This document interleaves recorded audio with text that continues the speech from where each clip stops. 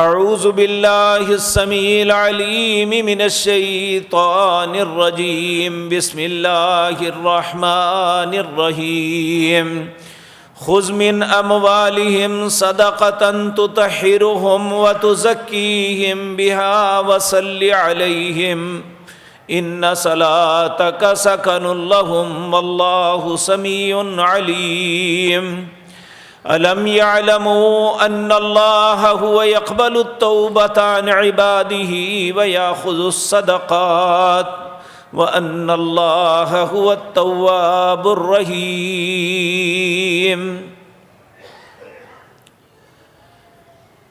حضرات محترم،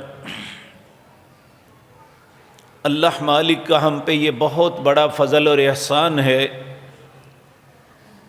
کہ اس نے ہمیں اسلام اور ایمان کی توفیق بخشی۔ کسی شخص کا مسلمان ہونا یہ اللہ کا اتنا بڑا احسان ہے۔ اللہ رب العزت فرماتے ہیں افمن شرح اللہ صدرہ للاسلام فہو علی نور من ربی، جس شخص کے سینے کو اللہ اسلام کے لیے کھول دیتے ہیں، حقیقتاً اس سینے کے اندر اللہ کی طرف سے نور آ جاتا ہے۔ اور اسلام کیا ہے؟ یہ وہ دین اور مذہب ہے جسے اللہ اپنا دین قرار دیتا ہے۔ ان الدین عند اللہ الاسلام، اللہ کے نزدیک اگر دین کوئی ہے تو وہ ہندو مت، بدھ مت، یہودیت، نصرانیت دین نہیں۔ ان الدین عند اللہ الاسلام، اللہ کے نزدیک اگر کوئی دین ہے تو وہ اسلام ہے۔ اسی طرح اسلام کا اگلا سٹیپ ایمان ہے۔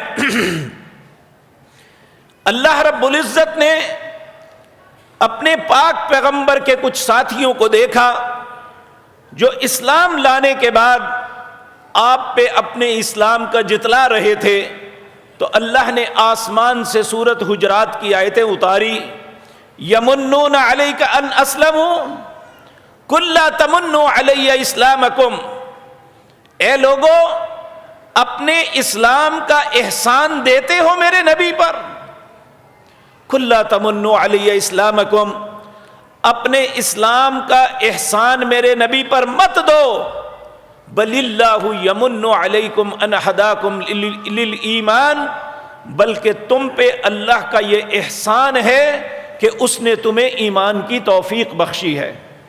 ہمیں اس بات پہ اللہ کا شکر ادا کرنا چاہیے کہ اللہ نے اگر ہمیں دین دیا ہے تو اپنا دین عطا کیا ہے۔ اور یہ دین اسلام کیا ہے؟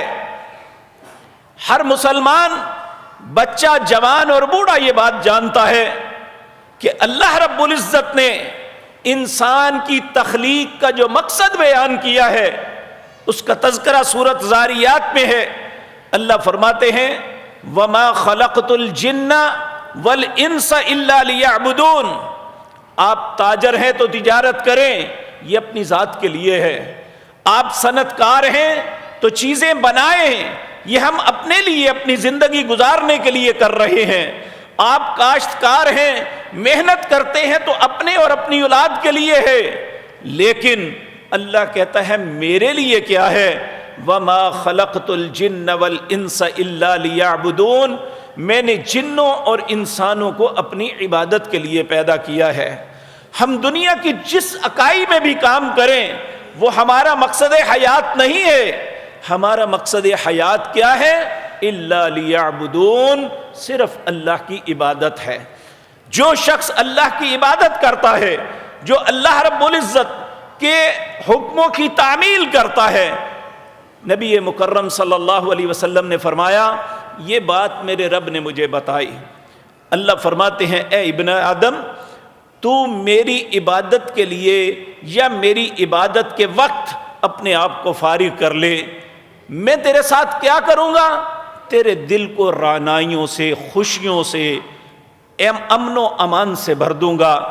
اگر تو نے ایسا نہ کیا تو میں طرح طرح کے اندیشوں، تکلیفوں اور مصیبتوں میں مبتلا کروں گا اور تیری مفلسی کا سد باد نہیں ہوگا۔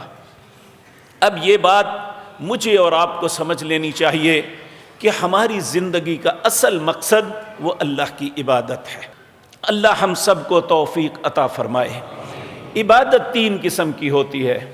ہم ہر نماز کے بعد جو مسلمان نماز پڑھتا ہے وہ روٹین کے ساتھ پڑھتا ہے یا خدا نخواستہ اس سے غلطی ہوتی ہے، وہ کبھی پڑھتا ہے یا نہیں، لیکن جب بھی کوئی مسلمان نماز پڑھتا ہے وہ نماز کے اندر وہ نفل ہے، وہ وتر ہے یا فرض ہے، کوئی بھی نماز ہے اس میں التحیات بیٹھتا ہے۔ التحیات بیٹھتے ہوئے 3 باتوں کا عہد اپنے رب کے سامنے پیش کرتا ہے، کہتا ہے التحیات للہ والصلوات والطیبات۔ اس کا معنی یہ ہے، اے اللہ میری تحیات، تحیہ کہتے ہیں اچھے کلمات کو، میری زبان کی عبادت، تحیات، اے اللہ میری زبان سے جو لفظ نکلتے ہیں تیری عبادت کے لیے وہ تیرے لیے ہیں۔ والصلوات، میرے بدن کی عبادت، یعنی جس میں میرا بدن عمل کرتا ہے، اے اللہ للہ تیرے لیے ہے۔ والطیبات، میرے مال کی عبادت بھی تیرے لیے ہے۔ تو عبادتیں 3 قسم کی ہیں۔ ایک عبادت ہے زبان کے ساتھ، ایک عبادت ہے جس میں بدن اپنی قوت توانائی صرف کرتا ہے، اور ایک عبادت ہے انسان اپنے مال کے ساتھ عبادت کرتا ہے۔ آج کی مجلس میں کیونکہ گزشتہ جمعے رمضان المبارک، اس کی عبادات، بہت سی عبادات کے متعلق آپ کے سامنے گزارشات کی تھی، آج کی مجلس میں جو مال کی عبادت ہے اس کا تذکرہ کرنا ہے۔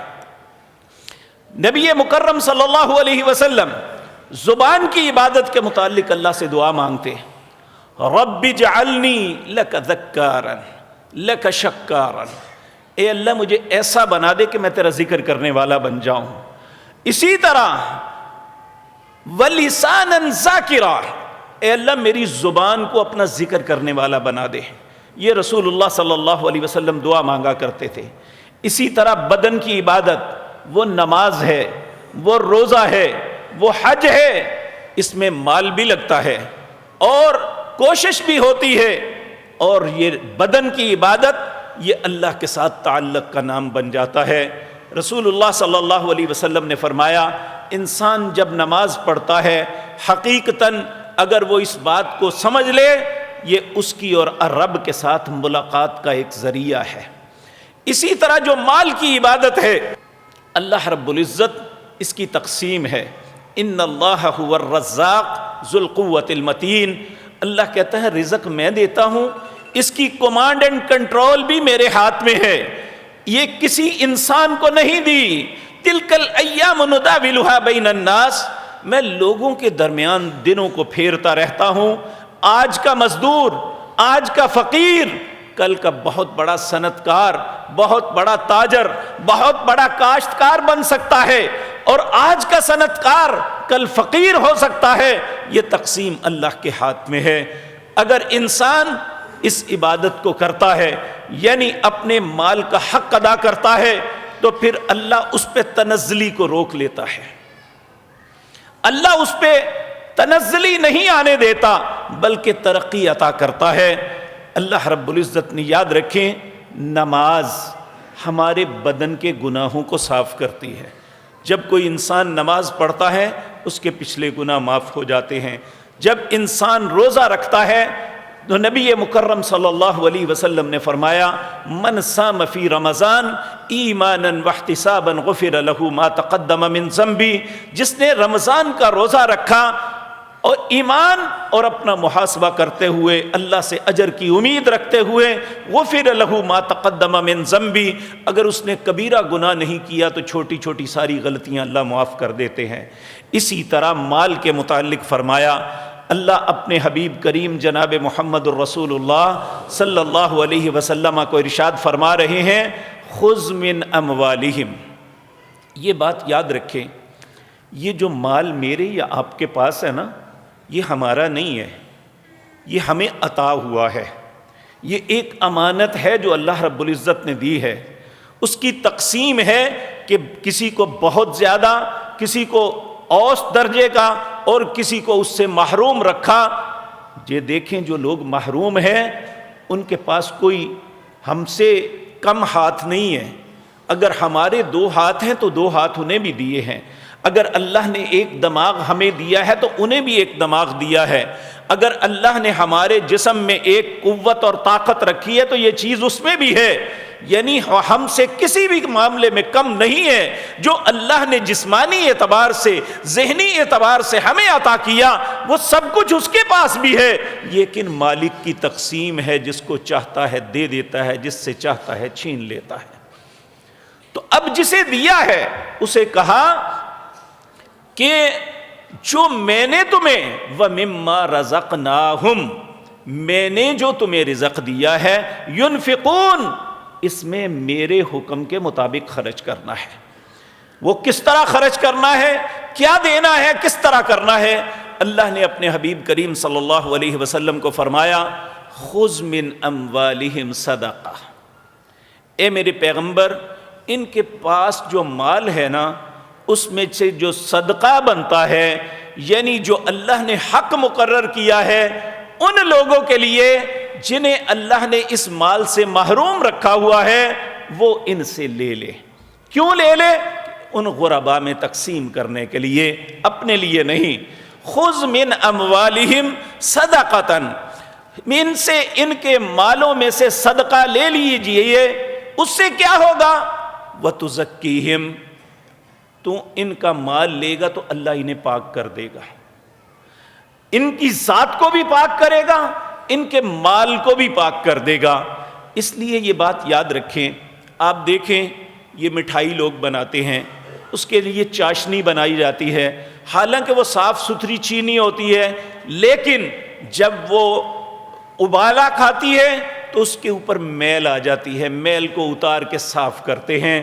یہ حقیقتاً انسان کے مال میں سے اس کی بعض غلطیوں کی وجہ سے یا انسان کے مال میں سے وہ جو میل ہوتی ہے اللہ وہ نکال کے اسے صاف کرنا چاہتا ہے۔ اللہ کہتے ہیں خُذْ مِنْ أَمْوَالِهِمْ صَدَقَةً، اے میرے پاک پیغمبر ان کے مال میں سے صدقہ جو ہے، جو اللہ نے ان پہ حق مقرر کیا ہے کہ تم نے وہ نکالنا ہے، وہ اس سے وصول کر لو۔ اس سے کیا ہوگا؟ وَتُزَكِّيهِمْ، یہ پاک ہو جائیں گے۔ اور پھر فرمایا وَصَلِّ عَلَيْهِمْ إِنَّ صَلَاتَكَ سَكَنٌ لَهُمْ، جب ان کا مال لوگے نا تو ان کے لیے دعا ضرور کرنا۔ اس کا فائدہ کیا ہوگا؟ إِنَّ صَلَاتَكَ سَكَنٌ لَهُمْ، اے میرے پاک پیغمبر آپ کی دعا ان کے لیے باعث اطمینان اور سکون بنے گی۔ تو یہ بات یاد رکھیں، جو مال کا مالی عبادت کرتا ہے یہ دراصل رسول اللہ صلی اللہ علیہ وسلم کی دعا کا مستحق بن جاتا ہے۔ اللہ رب العزت ہمیں یہ حق ادا کرنے کی توفیق عطا فرمائے۔ پھر آگے اللہ فرماتے ہیں الم یعلموا، اے لوگوں یہ بات جان لو، ان اللہ هو یقبل التوبۃ عن عبادی، بے شک اللہ اپنے بندوں کی توبہ کو قبول کرنا چاہتا ہے۔ وہ کس طرح؟ وَيَأْخُذُ الصَّدَقَاتِ، اور ان سے ان کے صدقات کو لے کے ان کی توبہ کو قبول کرنا چاہتا ہے۔ یعنی خدا نخواستہ جو مالی اعتبار سے انسان سے کچھ ایسی کوتاہی نہیں کہ ہم نے کسی کا حق مارا ہے، ایسی کوتاہی نہیں کہ ہم نے رشوت سے مال کمایا ہے، ایسی غلطی نہیں، اس کو اللہ نظر انداز نہیں کرتے۔ وہ غلطیاں جو چھوٹی موٹی ہم سے مال تجارت، خرید و فروخت، معاملات میں ہو جاتی ہیں، اللہ فرماتے ہیں وَيَأْخُذُ الصَّدَقَاتِ، اللہ ان کے صدقات کو لے کے ان کی خطاؤں کو معاف کرنا چاہتا ہے۔ الم یعلموا ان اللہ هو یقبل التوبۃ عن عبادہ ویأخذ الصدقات وان اللہ هو التواب الرحیم، اللہ بڑا ہی توبہ کرنے والا مہربان ہے۔ اور یہ بات یاد رکھیں، جب ہم کسی ضرورت مند کی مدد کرتے ہیں، حقیقتاً بظاہر تو یہی نظر آتا ہے میں نے اپنے کسی بھائی کی، رشتہ دار کی یا محلے دار کی یا کسی انسان کی ہیلپ کی ہے، لیکن یہ بات یاد رکھیں، اللہ کہتا ہے تم نے اسے نہیں مجھے دیا ہے، مجھے دیا ہے۔ ان تقرضوا اللہ، یہ حقیقتاً تم اپنا مال اسے نہیں، تم قرض اللہ کو دے رہے ہو۔ ان تقرضوا اللہ قرضا حسنا، تم نے یہ اللہ کو قرض دیا ہے، اللہ جب تمہیں لٹائے گا تو بڑھا کے واپس کرے گا۔ اس لیے میرے عزیز بھائیو یہ بات یاد رکھ لینی چاہیے کہ اللہ نے اسلام کی بنیاد جن 5 چیزوں کو قرار دیا ہے وہ عبادات ہیں، معاملات نہیں ہیں۔ یہ بنیاد ہے، معاملات اس کے اوپر کی عمارت ہے۔ اگر کسی عمارت کی بنیاد نہ ہو تو اس کے معاملات کتنے ہی اچھے کیوں نہ ہوں، اس کی عمارت کبھی نہیں قائم رہ سکتی۔ عمارت ہمیشہ بنیادوں پہ قائم ہوتی ہے۔ رسول اللہ صلی اللہ علیہ وسلم نے فرمایا، حضرت عبداللہ بن عمر رضی اللہ تعالی عنہما، اللہ اس باپ بیٹے پہ ہمیشہ اپنی رحمت نازل فرمائے، یہ وہ لوگ ہیں جنہوں نے دین ہم تک پہنچایا، رسول اللہ کی ہر خیر کی بات ہم تک پہنچائی، اللہ ان کی قبروں کو نور سے بھر دے۔ تو عبداللہ بن عمر رضی اللہ تعالی عنہ روایت کرتے ہیں کہ رسول اللہ صلی اللہ علیہ وسلم نے فرمایا، بنی الاسلام علی 5، لوگوں اسلام 5 چیزوں سے بنتا ہے۔ نمبر 1، یہ عقیدہ ہے، یہ ایسی بنیاد ہے جس کے عقیدہ درست ہوگا اس کے اعمال قبول ہوں گے، جس کا عقیدہ درست نہیں ہوگا اس کے اعمال کی کوئی حیثیت نہیں ہے۔ وہ عقیدہ کیا ہے؟ شہادت اللہ الہ الا اللہ، کہ ہم اس بات کی شہادت دیں کہ اللہ کے علاوہ ہمارا کوئی الہ نہیں، ہمارا کوئی حاجت روا نہیں، ہمارا کوئی مشکل کشا نہیں، اگر ہے تو صرف اللہ رب العزت کی ذات ہے۔ شہادت اللہ الہ الا اللہ۔ دوسری شہادت، وَأَشْهَدُ أَنَّ مُحَمَّدٌ رَّسُولُ اللَّهِ، اس کائنات کے اندر اللہ رب العزت نے اگر رہبری کا، اگر پیشوائی کا حق کسے دیا ہے وہ جناب محمد الرسول اللہ کی ذات ہے۔ ہمارے رہبر، ہمارے پیشوا اگر اس کائنات میں کوئی ہیں تو وہ جناب محمد الرسول اللہ صلی اللہ علیہ وسلم ہیں۔ اگر اس کے بعد ہمیں کوئی بتاتا ہے وہ ہمارا پیشوا نہیں ہے، وہ صرف رسول اللہ کی بات بتانے والا ہے، وہ ہمارا رہبر نہیں ہے، وہ رسول اللہ کی بات ہم تک پہنچانے والا ہے۔ اگر وہ رسول اللہ کی بات بتاتا ہے تو وہ اللہ کے نبی کا وارث ہے۔ اگر رسول اللہ کا نام لے کے جھوٹ بولتا ہے تو یہ خناس انسان ہے، اس کا اللہ اور اس کے رسول سے کوئی تعلق نہیں ہے۔ تو میرے عزیز بھائیو، سب سے پہلا بنی الاسلام علی 5، شہادت اللہ الہ الا اللہ وان محمد الرسول اللہ۔ اس کے بعد 4 عبادات ہیں۔ نمبر 1، اقام الصلاۃ، نماز کو قائم کرنا۔ دوسرا، ایتاء الزکاۃ، زکوٰۃ کو ادا کرنا، جس کا تذکرہ انشاءاللہ آج آپ کے سامنے عرض کرنا ہے۔ وتصوم رمضان، رمضان کا روزے رکھنا۔ وتحج البیت من استطاع الیہ سبیلا، اللہ کے گھر کا حج کرنا اگر اللہ نے استطاعت دی ہے۔ یہ اسلام کی بنیاد ہے، یہ اس کی اساس ہے۔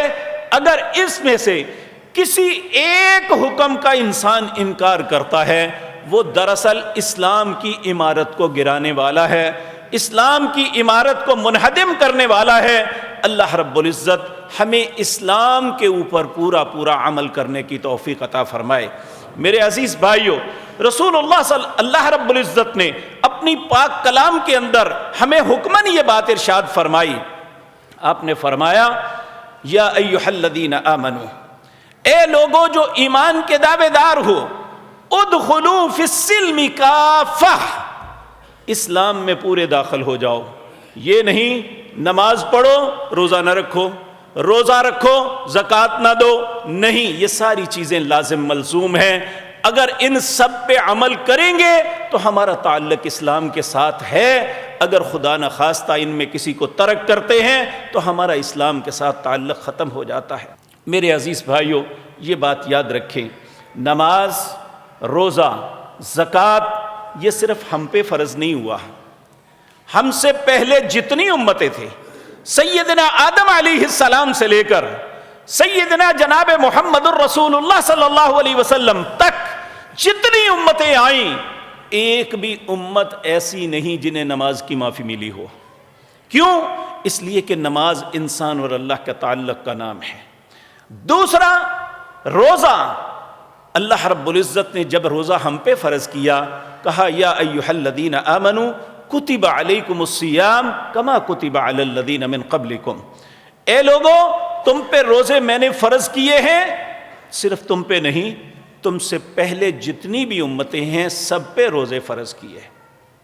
اسی طرح یہ زکوٰۃ، مال کا خرچ کرنا، اللہ رب العزت فرماتے ہیں کہ میں نے ہر امت کے لیے اس کو فریضہ قرار دیا۔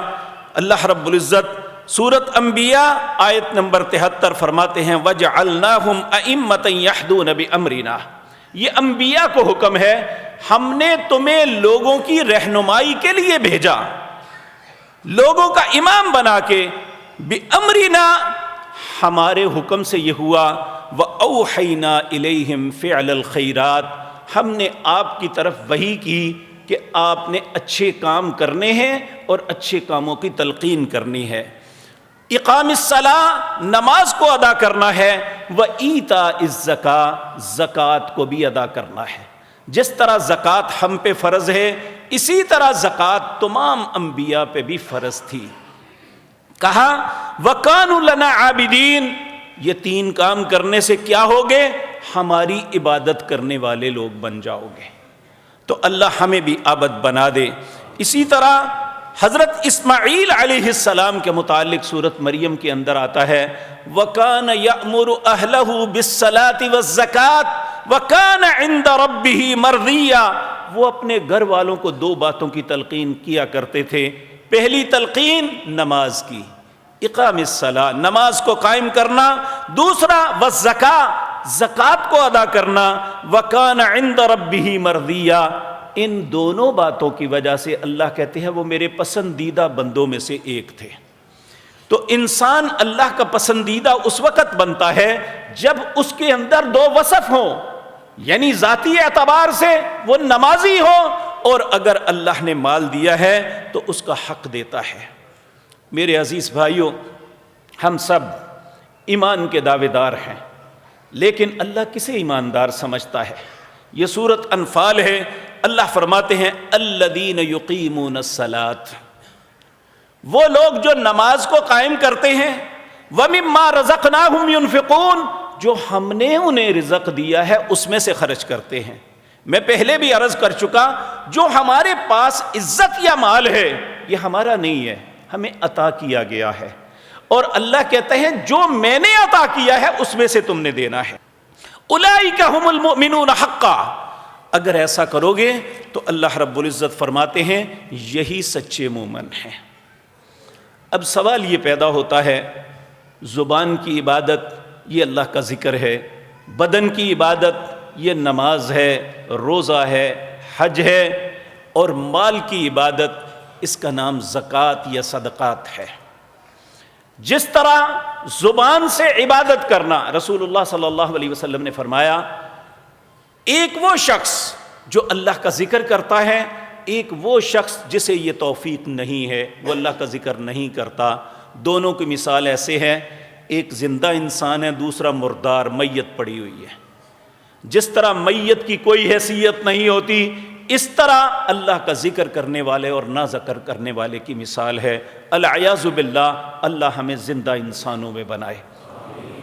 تو میرے عزیز بھائیو، اسی طرح بدن کی عبادت یہ اللہ سے ملاقات ہے، اور مال کی عبادت یہ اللہ رب العزت نے ہمیں حکماً کہا، اور پھر یہ بات کہی کہ قیامت کے دن اللہ ایک شخص کو بلائیں گے، اسے کہیں گے میں تیرے دروازے پہ آیا، تو نے مجھے ددکار دیا، میری ضرورت کو پورا نہیں کیا۔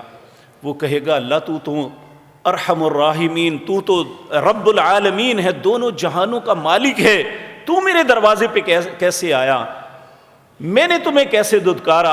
اللہ کہیں گے فلاں مسکین، فلاں ضرورت مند تیرے دروازے پہ آیا تھا، تو نے اسے ددکار دیا، تو نے اسے نہیں اپنے رب کو ددکارا تھا۔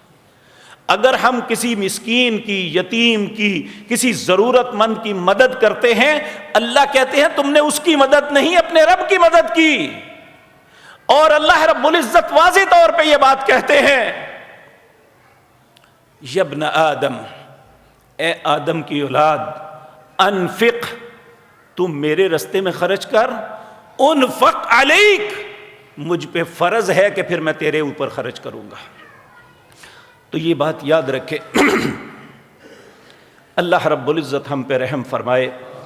یہود کی میں کئی دفعہ یہ بات سوچا کرتا تھا کہ آخر یہ دنیا کی لائق پڑھی لکھی قوم ہے، تو اللہ نے کہا انہیں ہدایت نہیں مل سکتی، اس کا سبب کیا ہے؟ ایک طالب علم کی حیثیت سے انسان جس طرح مختلف ریسرچر ریسرچ کرتے ہیں، میں بڑی سوچ اس بات پہ آتی تھی آخر سبب کیا ہے؟ تو اس کا جواب مجھے سورۃ مائدہ میں ملا۔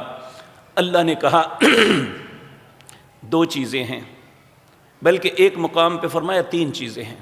سب سے پہلی چیز سماعون للکذب، جھوٹ بولتے ہیں، جھوٹ سننا ہی پسند کرتے ہیں۔ دوسرا اکالون للسحت، حرام کھاتے ہیں، حرام خوری کرتے ہیں۔ تیسرا فرمایا اپنے ہاتھ کو روک لیتے ہیں، مال اکٹھا تو کرتے ہیں، دیتے نہیں بلکہ سود خور ہیں۔ یہ تین اسباب ایسے ہیں اللہ کے دیے ہوئے مال میں سے خرچ نہ کرنا، اور اسی طرح دوسرا جھوٹ بولنا اور جھوٹ کو سننا۔ یہ وہ باتیں ہیں جس کی وجہ سے اللہ نے انہیں ہمیشہ کے لیے حق بات قبول کرنے سے محروم کر دیا ہے۔ آج بھی یاد رکھیں، اگر ہم ان تین باتوں میں سے کسی بات کو اپنی زندگی میں لے آئیں گے نا، ہم بھی حق سے دور چلے جائیں گے۔ جھوٹ بات حق نہیں ہوتی، جھوٹ انسان کو حق سے دور کرتا ہے۔ اسی طرح حرام خوری کرنا، حرام کھانا یا حرام کاری کرنا، یہ دونوں چیزیں انسان کو حق سے دور کر دیتی ہیں۔ تیسرا، جو اللہ نے مال دیا ہے اس میں سے اللہ کے حق کو روک لینا، یہ بھی انسان کو اللہ راہ ہدایت سے دور کر دیتی ہے۔ نبی کریم صلی اللہ علیہ وسلم نے فرمایا، اگر یہ اللہ کا حق جس کا نام زکوٰۃ ہے تم دینے سے باز آ جاؤ گے نا، تو پھر اللہ آسمان سے بارش کو روک لے گا۔ اگر زمین پہ پرندے چرندے درندے کیڑے مکوڑے نہ ہوتے تو اللہ تم پہ ہمیشہ کے لیے بارش کو بند کر دیتا۔ تو اس لیے یہ بات یاد رکھیں کہ یہ دینا ایسا ہے جس طرح اللہ کو قرضہ دیا، اور اس کا نہ دینا کتنا بڑا جرم ہے۔ اللہ رب العزت سورۃ توبہ کے اندر فرماتے ہیں، والذین یکنزون الذھب والفضة ولا ينفقون فی سبیل اللہ فبشرہم بعذاب علیم۔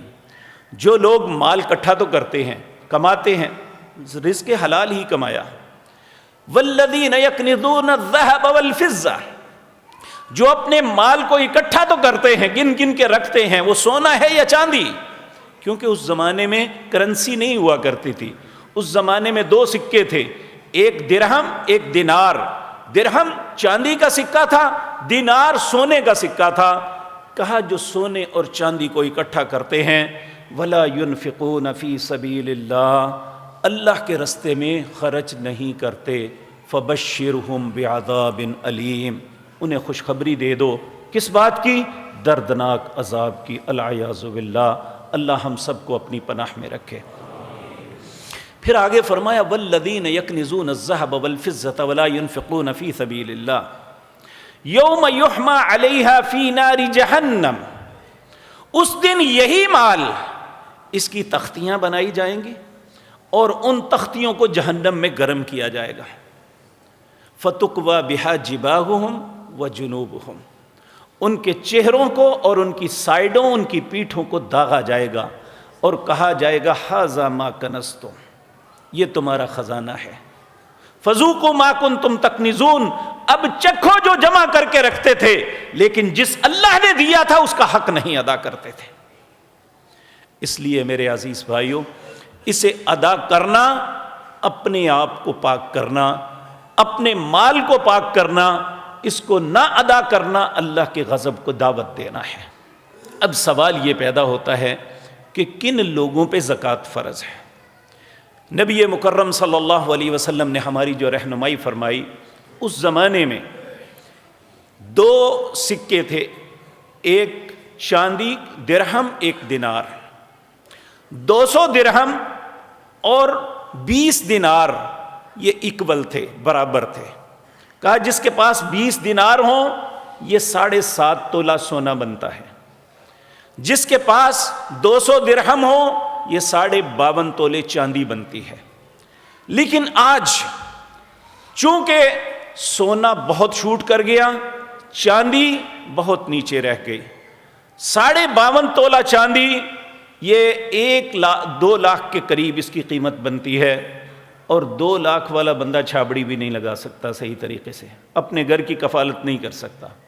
اس لیے ایک طالب علم کی حیثیت سے میری تحقیق یہ ہے کہ انسان کے لیے سونا معیار ہے کہ 7.5 تولے سونے کے برابر اس کے اثاثے ہیں تو پھر اس پہ زکوٰۃ ہے، اگر اس سے کم اس کے اثاثے ہیں تو اس پہ زکوٰۃ نہیں ہے۔ 4 قسم کے مال ہیں جن پہ زکوٰۃ لازم ہے۔ نمبر 1 سونا چاندی، اور اس کے برعکس آج ہماری کرنسی یہ بھی اس کے ایکول ہے۔ سونا چاندی اور کرنسی اگر 7.5 تولے سونے کی قیمت کے برابر اس کے پاس ہیں تو اس پہ زکوٰۃ ہے۔ اسی طرح جو انسان زراعت کرتا ہے اس کی زرعی اجناس پہ زکوٰۃ ہے۔ اگر اس کی پیداوار 18 من ہے تو 18 من سے اگر وہ بارانی زمین ہے تو 1 من، 18 من کے اندر سے 10 من کے اندر 1 من اس کا زکوٰۃ ہوگی، یہ عشر ہے۔ اگر وہ پانی قیمتاً لگاتا ہے، ٹیوب ویل سے لگاتا ہے یا کسی اور طریقے سے کھینچ کے لگاتا ہے تو پھر 20 من میں سے 1 من اس کی زکوٰۃ ہوگی۔ اسی طرح پہلے ہمارے شہری لوگوں سے اس بات کا واسطہ نہیں تھا، اب بہت سے لوگوں نے فارم بنائے ہوئے ہیں جس میں بکری اور گائے، اونٹ پالے جاتے ہیں۔ نبی کریم صلی اللہ علیہ وسلم نے فرمایا جس کے پاس 40 بکریاں ہوں تو 1 بکری اللہ کے رستے میں دینی ہے۔ اگر 20 گائے ہیں تو 1 سال کا بچڑا اللہ کے رستے میں دینا ہے۔ اگر 5 اونٹ ہے تو 1 سال کا اونٹ کا بچہ جو ہے وہ اللہ کے رستے میں دینا ہے۔ یہ زکوٰۃ 4 چیزیں ہیں جن پہ زکوٰۃ لازم ہے۔ سواری پہ زکوٰۃ نہیں ہے، آپ کے پاس سواری 1 ہے، 2 ہے، 3 ہے، سواری کے اوپر زکوٰۃ نہیں۔ ہاں اگر آپ نے سواری کمرشل بنائی ہوئی ہے، اس سے رینٹ آتا ہے، یعنی اس سے کرایہ وصول کرتے ہیں تو پھر اس کے کرائے پہ زکوٰۃ ہوگی، بیسک رقم پہ نہیں ہوگی۔ اسی طرح اگر ہم مکان بناتے ہیں یا دکانیں بناتے ہیں اس کی بیسک رقم پہ نہیں ہوگی، اگر وہ رینٹ پہ دی ہیں تو اس پہ زکوٰۃ رینٹ پہ ہوگی، اصل مال پہ نہیں ہوگی۔ لیکن اگر اپنی ضرورت کے لیے فیکٹری بناتے ہیں، مشینری لگاتے ہیں، دکان بناتے ہیں، گھر بناتے ہیں، 1 2 4 بھی بناتے ہیں تو اس پہ زکوٰۃ نہیں ہوگی۔ زکوٰۃ مال پہ ہوگی جو تجارتی مال ہوتا ہے، اس میں وہ راب مال ہے یا خام مال ہے فیکٹری کے اندر۔ اسی طرح تجارت کے اندر جو چیز بیچتے لیتے ہیں اس کو گنا جائے گا۔ اس کا طریقہ کار یہ ہے کہ سب سے پہلے ہم اپنا مال گنیں گے، اس کے بعد ہمارے پاس جو نقد ہے اس کو جمع کریں گے، جو سونا ہے اس کی قیمت جمع کریں گے، اور اس کے بعد جو ہم نے لوگوں سے لینا ہے وہ جمع کریں گے۔ یہ 4 چیزیں جمع کرنے کے بعد پھر وہ پیسے جو ہم نے لوگوں کے دینے ہیں اس سے منہا کریں گے تو ہمارا اثاثہ نکل آئے گا۔ سال کے اندر 1 دفعہ اس کا حساب کر کے اس مال کی زکوٰۃ 40 میں سے 1، 100 میں سے 2.50 یعنی 2.5% اس کی زکوٰۃ دینا لازم ہے۔ اب اگلا معاملہ ہے زکوٰۃ کس کو دینی ہے، تو اللہ رب العزت نے 8 مدیں مقرر کی ہیں۔ یہ سورت توبہ ہے، اس کی آیت نمبر 60، انما صدقات، تمہارے صدقات یہ کس کو دینے ہیں؟ نمبر 1 اللہ فرماتے ہیں للفقراء، فقیروں کو. کیا یہ جو سڑکوں پہ مانگتے ہیں؟ نہیں، یہ فقیر نہیں ہے، یہ پیشہ ور لوگ ہیں. العیاذ باللہ بہت کم لوگ ہیں جو ان میں حقدار ہیں. فقیر کون ہے؟ قرآن اس کی تعریف کرتا ہے سورۃ بقرہ کے اندر. للفقراء، فقیر وہ ہیں احصروا فی سبیل اللہ، جنہیں اللہ کے رستے میں روک لیا گیا، قید کر دیا گیا. دنیا میں اس وقت دو ممالک ایسے ہیں، ایک کشمیر، دوسرا فلسطین، جس میں لوگوں کو مبہوس رکھا گیا ہے. وہ ایک بڑی سخت زندگی بسر کر رہے ہیں. فقراء کی پہلی مد میں یہ لوگ آتے ہیں. احصروا فی سبیل اللہ، جنہیں اللہ کے رستے میں محاصرہ کر لیا گیا ہے. دوسرے فقیر کون ہے؟ لا یستطیعون ضربا فی الارض، وہ زمین میں مارنے کی قوت نہیں رکھتے. یعنی وہ لوگ جو فقیر ہیں وہ معذور ہیں، ٹانگ نہیں ہے، بازو نہیں ہے، آنکھیں نہیں ہیں، یا ضعیف اتنے ہیں کہ وہ مزدوری نہیں کر سکتے. لا یستطیعون ضربا فی الارض، زمین میں مارنے کی قوت نہیں رکھتے. یحسبہم الجاہل اغنیاء من التعفف، تیسرے فقیر وہ ہیں جنہیں سفید پوش ہم کہتے ہیں. وہ مانگتے نہیں ہیں، لیکن ان کے قریبی لوگ ان کی ذہنی، ان کی چہرے کی پریشانیوں دیکھ کے انہیں پہچانتے ہیں کہ یہ معلوم ہوتا ہے کسی کرائسس میں ہے. لا یستطیعون ضربا فی الارض یحسبہم الجاہل اغنیاء من التعفف تعرفہم بسیماہم. اور سب سے بڑی بات، فقیر لا یسألون الناس الحافا، کبھی بھی چمٹ کے نہیں مانگتے. اگر کسی سے سوال کیا، دیا تو فبیہا، نہیں تو خاموشی سے چلے جاتے ہیں. اللہ سے ہی دعا مانگتے ہیں، اللہ رب العزت ان کی مدد کر دیتے ہیں. تو میرے عزیز بھائیوں، فقیر کی ڈیفینیشن جو قرآن نے کی ہے وہ سورۃ بقرہ کے اندر آپ پڑھ سکتے ہیں. للفقراء الذین احصروا فی سبیل اللہ لا یستطیعون ضربا فی الارض یحسبہم الجاہل اغنیاء من التعفف تعرفہم بسیماہم لا یسألون الناس الحافا. دوسرے لوگ والمساکین، وہ مسکین ہیں. ہمارے معاشرے میں یہ بات معروف ہے کہ مسکین اسے کہتے ہیں جس کی ماں نہیں ہے، حالانکہ یہ غلط ہے.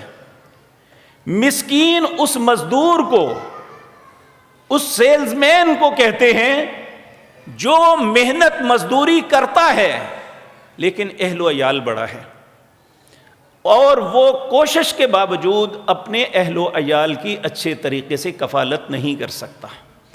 اور سب سے پہلے ہمیں اپنے رشتہ داروں میں دیکھنا چاہیے کہ وہ اپنے بچوں کی تعلیم کا کچھ خرچ نہیں کر سکتا. اگر کوئی بیماری آ جائے تو بیچارہ مقروض ہو جاتا ہے. تو مسکین دوسرا ہے جسے یہ دینا ہے. اور دیکھیں سورۃ دہر کے اندر اللہ رب العزت نے فرمایا وَيُطْعِمُونَ الطَّعَامَ عَلَىٰ حُبِّهِ مِسْكِينًا وَيَتِيمًا وَأَسِيرًا. کچھ میرے بندے اتنے خوبصورت، اتنے اچھے ہیں جو کھلاتے ہیں تین قسم کے لوگوں کے. مسکیناً، مسکین کو، یتیماً، یتیم کو، واسیرا، جو ناجائز قید کیے گئے ہیں ان کو کھانا کھلاتے ہیں. اور پھر کہتے ہیں انما نطعمکم لوجہ اللہ، ہم نے اگر آپ کو کھلایا ہے تو صرف اللہ کو راضی کرنے کے لیے. ما ارید منکم جزاء ولا شکورا، ہم نہ تو یہ چاہتے ہیں کہ آپ ہمارا شکریہ ادا کریں اور نہ ہی تم سے کوئی بدلہ لینا چاہتے ہیں. تو یہ اللہ کو محبوب بندے ہیں جو ایسے مسکینوں کو، یتیموں کو کھلاتے ہیں. تو اللہ رب العزت فرماتے ہیں تیسرے والعاملین، وہ سرکاری لوگ جو اسلامی گورنمنٹ میں کام کرتے ہیں، اس کی بیوروکریسی.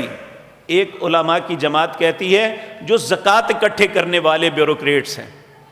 دوسرے کہتے ہیں نہیں، اسلامی حکومت کے تمام عاملین، انہیں زکوٰۃ کی مد سے تنخواہ دی جا سکتی ہے. بدقسمتی دیکھیے کہ ہمارے ملک کے ایک حکمران ضیاء الحق نے نظام زکوٰۃ لانے کی کوشش کی، اور اس وقت کے بعض جرنیلوں نے کہا کیا ہم زکوٰۃ سے تنخواہ لیں گے؟ سود سے لے لیں گے تو کوئی پرواہ نہیں، زکوٰۃ سے لیں گے تو ہماری عزت نفس مجروح ہو جائے گی، العیاذ باللہ. اور یہ نظام اب تک اس ملک میں قائم نہیں ہو سکا۔ اللہ رب العزت ہم پہ رحم فرمائے۔ تیسرا فرمایا والمؤلفۃ القلوب، وہ غیر مسلمان جس کا دل اسلام کی طرف مائل ہے، آپ کی مدد کرنے سے وہ اسلام مسلمان ہو سکتا ہے۔ جو غیر مسلمان اپنے مذہب پہ سٹک ہے اسے زکوٰۃ نہیں دی جا سکتی۔ ایسا غیر مسلمان جو اسلام کی طرف مائل ہے، مؤلفۃ القلوب، جس کا دل اسلام کی طرف مائل ہے اور آپ کی انویسٹمنٹ کی وجہ سے، آپ کے عطا کرنے کی وجہ سے وہ اسلام لا سکتا ہے، مسلمان ہو سکتا ہے، تو اسے بھی زکوٰۃ کا مال دیا جا سکتا ہے۔ وفی الرقاب، گردن چھڑانا، یہ اس زمانے میں تو غلام تھے، لیکن آج کے زمانے میں گردن چھڑانا کوئی شخص مقروض ہو جائے، کرائسس میں آ جائے، لیکن کرائسس میں بینک سے پیسے لے کے کرائسس میں آنا نہیں ہے، کاروباری اتار چڑھاؤ کی وجہ سے کرائسس میں آ جائے، مقروض ہو جائے، اخراجات زیادہ ہیں، آمدن کم ہے، مقروض ہو گیا، وہ پھر رقاب، زکوٰۃ کے مال سے اس کی گردن کو چھڑایا جا سکتا ہے۔ والغارمین، چٹی پڑ جائے۔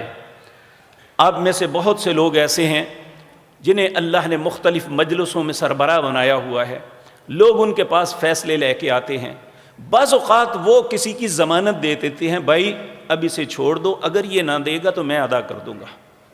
یہ ہے چٹی پڑ جانا۔ تو کہا اگر چٹی پڑ جائے تو پھر اس کا طریقہ کار یہ ہے کہ وہ چاہے مالدار بھی ہے، وہ دوسروں سے یا اپنی زکوٰۃ سے اس چٹی کی رقم کو دے سکتا ہے۔ وفی سبیل اللہ، اللہ کے رستے میں، ایک تو اللہ کے راستے میں یہ ہے کہ اللہ کے کلمے کو بلند کرنے کے لیے جہاد ہوتا ہے تو اس میں دے۔ دوسرا، اللہ کے راستے میں کچھ بھی، وہ تعلیمی ادارے ہیں، وہ ہسپتال ہیں جہاں غرباء کے علاج ہوتے ہیں، وہ ادارے جہاں اللہ اور اس کے رسول کی تعلیم دی جاتی ہے، اور وہ رفاہی چیزیں جہاں عوام الناس کو فائدہ یا غرباء کو فائدہ ہوتا ہے، فی سبیل اللہ کی مد میں آتے ہیں، آپ اسے یہ سب کچھ دے سکتے ہیں۔ وابن السبیل، اور ایسا مسافر جو اپنے گھر سے دور دراز آ گیا لیکن اب اس کے پاس سب کچھ ختم ہو گیا، کچھ بھی نہیں رہا، اور اس کو اپنے گھر واپس پہنچنے کے لیے، اپنا سفر آسان بنانے کے لیے اسے زکوٰۃ دی جا سکتی ہے۔ یہ 8 مدیں ہیں جن میں زکوٰۃ دینا ہمارے لیے لازم ہے۔ اللہ رب العزت ہم سب کو توفیق عطا فرمائے۔ یہاں میرے عزیز بھائیوں یہ بات یاد رکھیں، جہاں مالداروں کو دینے کا حکم ہے وہاں لینے والوں کو بھی احتیاط کا حکم ہے۔ جب نبی کریم صلی اللہ علیہ وسلم ہجرت کر کے مدینہ منورہ تشریف لائے تو بہت سے مکے میں بڑے بڑے امیر لوگ تھے جن کے رشتہ داروں نے ان کا سب کچھ چھین لیا، بالکل مفلس اور قلاش ہو کے مدینہ منورہ میں آئے۔ ان میں ایک سردار تھے جن کا نام حکیم بن حزام تھا رضی اللہ تعالی عنہ۔ یہ جب ہجرت کر کے مدینے آئے، اب مدینے میں کاروبار بھی نہیں تھا، راس بھی نہیں تھی، کچھ نہیں تھا۔ ایک دن مجبور ہو کے رسول اللہ کی خدمت میں آئے، آ کے عرض کیا یا رسول اللہ، بھوک نے گھر میں بہت تنگی کر دی ہے، آپ کچھ عنایت فرما دیجئے۔ نبی کریم صلی اللہ علیہ وسلم نے مکے کے ایک امیر ترین آدمیوں میں سے ایک، جب اس کی زبان سے یہ سنا تو آپ کی آنکھوں میں آنسو آ گئے۔ آپ اٹھتے ہوئے آپ نے آہستہ سے کہا، حکیم اگر نہ مانگتا تو اچھا تھا۔ حکیم بن حزام نے یہ بات سن لی، نبی کریم گھر میں تشریف لے گئے کہ کچھ لے کے ان کے لیے آؤں، یہ اٹھ کے چلے گئے۔ اللہ اکبر۔ آپ لے کے آئے تو پوچھا حکیم کہاں ہیں؟ کہا یا رسول اللہ وہ تو چلے گئے ہیں۔ کہا کیوں چلے گئے ہیں؟ جی یہ پتہ نہیں ہے۔ کچھ وقت کے بعد، کچھ دنوں کے بعد حکیم بن حزام رسول اللہ کی خدمت میں حاضر ہوئے تو آپ نے کہا حکیم ادھر آؤ بات سنو۔ آئے تو کہنے لگے، حکیم آپ اس دن تشریف لائے تھے، آپ نے مجھ سے تقاضا کیا، میں لینے کے لیے گیا اور آپ چلے گئے، کیا مقصد تھا؟ رو پڑے، کہنے لگے یا رسول اللہ صلی اللہ علیہ وسلم، آپ نے جو آہستہ سے کہا تھا نا کہ نہ مانگتے تو اچھا تھا، میں نے وہ سن لیا، اللہ کی قسم اپنے ہاتھوں سے محنت کروں گا، کبھی مانگوں گا نہیں، آپ میرے لیے دعا فرما دیجئے۔ پھر انہوں نے کام کیا، اللہ نے مکے سے دگنی انہیں نعمتوں سے نواز دیا۔ حضرت ابو بکر کا دور آیا تو بہت سی فتوحات کے بعد جو مال غنیمت آیا وہ سب مسلمانوں میں تقسیم ہوتا تھا۔ رسول اللہ نے ایک بنائی تھی ترتیب، سب سے پہلے رسول اللہ کی آل، اس کے بعد اہل بدر، اور اس کے بعد پھر اہل احد، پھر اسی طرح ترتیب بنائی تھی کہ اس اعتبار سے انہیں دیا جائے گا۔ حضرت ابو بکر نے جو مال بنتا تھا ان کا حق، یعنی حکیم بن حزام کا، انہیں کہا کہ بھئی یہ تمہارا حق ہے، لے لو۔ کہنے لگے نہیں، میں نے رسول اللہ سے وعدہ کیا تھا اپنے ہاتھ سے کماؤں گا تو لوں گا، میں ایسا کسی مال کو نہیں لوں گا جو میری محنت سے نہیں آیا۔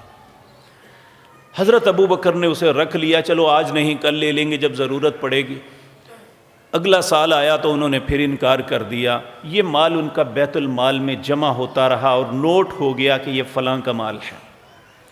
حضرت عمر کا دور آیا تو فتوحات اور بڑھ گئی۔ کئی سال گزرنے کے بعد ایک دن حضرت عمر نے ایک بہت بڑا مال کا گٹھڑا دیکھا، کہا یہ کس کا ہے؟ کہا حکیم بن حزام کا ہے، وہ لیتے نہیں ہیں۔ 22.5 لاکھ مربع کا حکمران، سر پہ گٹھڑا اٹھایا، وہ گٹھڑے میں کوئی آٹا دالیں نہیں تھی، اس میں درہم اور دینار تھے، وہ لے کے آج کے اعتبار سے کروڑوں روپے کی رقم بنتی ہے۔ سر پہ اٹھا کے حکیم بن حزام کے دروازے کو کھٹکھٹایا، انہوں نے دروازے کی وہ درز سے دیکھا کہ سیدنا عمر سر پہ اٹھا کے آئے ہوئے ہیں۔ کہنے لگے امیر المومنین کیا حکم ہے؟ کہ دروازہ کھولو، تمہارا حق ہے میرے پاس، میں تمہارا حق دینے آیا ہوں۔ کہا میں نے اللہ کے رسول سے وعدہ کیا ہے نہیں لوں گا۔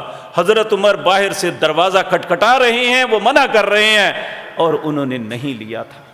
یہ خودداری، اور اللہ نے اس خودداری کی وجہ سے اتنا کچھ دیا کہ اللہ نے عظیم لوگوں میں ایک شامل فرما دیا۔ اسی طرح ایک صحابی ابو طلحہ انصاری، ابو طلحہ رضی اللہ تعالیٰ عنہ کا ایک ساتھی بنایا گیا، وہ تھے حضرت سعد۔ جب رسول اللہ نے کہا کہ تم آپس میں بھائی بھائی بن جاؤ، اور انصار کو کہا تم اپنے مہاجر بھائیوں کی کچھ مدد کرو، تو حضرت ابو طلحہ نے اپنے بھائی سعد بن ابی وقاص کو کہا میری 2 بیویاں ہیں، میری یہ اثاثے ہیں، آدھے تم لے لو آدھے میں، اور میں ایک بیوی کو طلاق دیتا ہوں، تم ان سے شادی کر لینا۔ تو اگر ہمارے جیسا ہوتا تو اندھے کو کیا 2 آنکھیں ملیں، ہم فوراً اسے کیچ کر لیتے۔ حضرت سعد بن وقاص بھی بڑے ہی خوددار تھے، کہنے لگے میرے بھائی میں ایک تاجر آدمی ہوں، آج نہیں تو کیا مجھے بازار کا رستہ بتاؤ، اللہ کوئی نہ کوئی میری مزدوری کا بندوبست کر دے گا، مجھے تمہاری بیوی تمہارا مال تمہیں مبارک ہو، مجھے یہ نہیں چاہیے۔ بازار گئے، گھی کا کام کیا، پہلے کسی سے لے کے اس طرح بیچا، رات کو جب واپس آئے تو پاکٹ بھری ہوئی تھی۔ اسی طرح کچھ مدت کے بعد رسول اللہ کی خدمت میں آئے تو ان کے ہاتھ میں یا کپڑے پہ میک اپ کا رنگ لگا ہوا تھا۔ آپ نے فرمایا تمہاری تو شادی نہیں ہوئی؟ کہا یا رسول اللہ اللہ نے مجھے رزق بھی دے دیا اور شادی بھی میں نے کر لی۔ آپ نے فرمایا اولم ولو بشات، جو شخص خودداری کرتا ہے اللہ اسے ضائع نہیں کیا کرتا۔ اسی طرح رسول اللہ صلی اللہ علیہ وسلم کا یہ حکم ہے ہر اس لینے والے انسان کے لیے، آپ نے فرمایا جو شخص بلا ضرورت، اس کی ضرورت نہیں ہے، وہ مزدوری کر کے بھی اپنا پیٹ پال سکتا ہے، وہ کوشش کر کے اپنے حالات کو سدھار سکتا ہے، لیکن وہ لوگوں کے سامنے ہاتھ دراز کرتا ہے۔ کہا جس نے مانگنے کے لیے اپنا ہاتھ دراز کیا اللہ اس کے لیے فقر کے دروازے کو کھول دیتا ہے، پھر اس کی فقیری ختم نہیں ہوتی۔ آپ دیکھیں ملکوں کے اندر عموماً ہوتا ہے جب کرنسی تبدیل ہوتی ہے تو بہت سے فقراء جو جھونپڑیوں میں رہتے ہیں کروڑوں کے روپے لے کے پہنچتے ہیں، جو ان کے پاس ہوتے ہیں نہ ان کو کھانا نصیب ہوتا ہے نہ پہننا نصیب ہوتا ہے۔ اس لیے حقدار کو اس کا حق تو دینا چاہیے، حقدار کو حق لینا چاہیے، لیکن آج ہوتا یہ ہے کہ جس رشتہ دار کو، جس عزیز کو ایک دفعہ کوئی شخص دے دے تو وہ کہتا ہے اب میں آرام سے بیٹھ کے گھر کھاتا ہوں، تو لوگ دیتے رہیں گے، میں کھاتا رہوں گا، یہ طریقہ کار درست نہیں ہے۔ طریقہ کار یہی ہے، اگر کوئی انسان کسی کی مدد کرتا ہے تو اسے اپنے پاؤں پہ کھڑے ہونے کی کوشش کرنی چاہیے۔ حضرت عمر بن عبدالعزیز رحمۃ اللہ علیہ یہ بنو امیہ کے ایک بڑے نیک دل حکمران تھے، انہیں عمر ثانی بھی کہتے ہیں۔ جب انہیں حکومت ملی، انہوں نے 3 کام کیے۔ پہلا کام، انہوں نے کہا میرے حکومت کے اندر کوئی شخص فارغ نظر نہ آئے، یہ کہے میں بے روزگار ہوں اور وہ مزدوری ملے تو مزدوری نہ کرے، بس لوگوں کو اپنی بے روزگاری کے رونے سناتا رہے۔ کہا کوئی بندہ میں اسے سزا دوں گا، جو مزدوری ملتی ہے کرو، کوئی بندہ فارغ نہیں بیٹھے گا۔ دوسرا، انہوں نے یہ کہا کہ صارف کو فائدہ پہنچانا ہے۔ آج مالدار کو تو فائدہ دیا جاتا ہے، جو تھوک فروش ہے اسے فائدے دیے جاتے ہیں، اسے بونس دیے جاتے ہیں۔ صارف کو وہ چیز جو 1 روپے سے شروع ہوتی ہے اسے 10 روپے کی ملتی ہے، صارف کو فائدہ کوئی نہیں پہنچاتا۔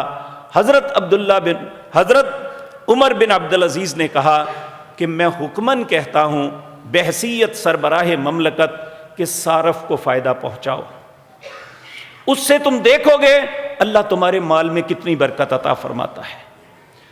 تو تیسرا انہوں نے ایک اور حکم دیا، اس وقت ذہن سے بات نکل گئی، تو کہا 3 کام کرو۔ صرف 2.5 سال حکومت کی، اور کیفیت 1 سال کے بعد اس حکومت میں یہ تھی لوگ زکوٰۃ کا مال لے کے پھرتے تھے، لینے والا کوئی نہیں تھا۔ تو اس لیے جہاں دینے والوں کو سختی سے دینے کا حکم دیا، اسے عبادت قرار دے دیا کہ تم اللہ کے راستے میں دے دو، اور وہیں پہ لینے والوں کو بھی محتاط رہنے کا حکم دیا۔ اسی لیے میں اداروں کے ذمہ داران سے بھی عرض کروں گا، لوگ اداروں کو دیتے ہیں، اگر وہ ہسپتال کا ہے اس کا یہ مطلب نہیں ہے وہ لاکھوں روپے اپنی تنخواہ مقرر کر لے، اس کا یہ مطلب نہیں ہے۔ لوگ ان طلباء علماء کے لیے دیتے ہیں، اس کا یہ مطلب نہیں کہ میں ٹھیکیدار بن جاؤں، جیسے چاہوں اسے خرچ کروں، یہ مطلب نہیں ہے۔ یہ اللہ رب العزت نے امانت دی ہے، اگر صاحب حکومت ہیں تو اللہ نے یہ امانت دی ہے، تو اس امانت کو اس طرح ادا کرنا، اس طرح خرچ کرنا جس طرح اس کے تقاضے ہیں۔ انسان اپنی مرضی سے تصرف نہیں کر سکتا۔ اسی طرح میرے عزیز بھائیو، ہمارے معاشرے کے اندر آج کل ایک دوڑ چل گئی ہے کہ وہ زکوٰۃ کے پیسوں سے 2 کام کرتے ہیں جو بالکل درست نہیں ہے۔ ایک یہ کہ اپنی مرضی سے راشن لے کے دینا، راشن اکٹھے کرنے والے وہ 4,000 5,000 10,000 کا پیکج بنایا جاتا ہے، وہ لے کے دکان پہ جا کے 2,000 کا بیچ دیتے ہیں۔ زکوٰۃ اگر حقدار ہے، نبی کریم صلی اللہ علیہ وسلم کے پاس ایک شخص آیا، اس نے آ کے عرض کیا یا رسول اللہ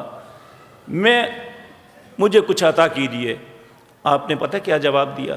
اللہ نے نہ اس معاملے میں میری مانی نہ کسی اور رسول کی، اللہ نے مدیں خود مقرر کی ہیں، اگر تم ان میں آتے ہوگے تو ضرور دوں گا۔ تو مال کو اس طرح پھینک دینے کا نام زکوٰۃ ادائیگی نہیں ہے۔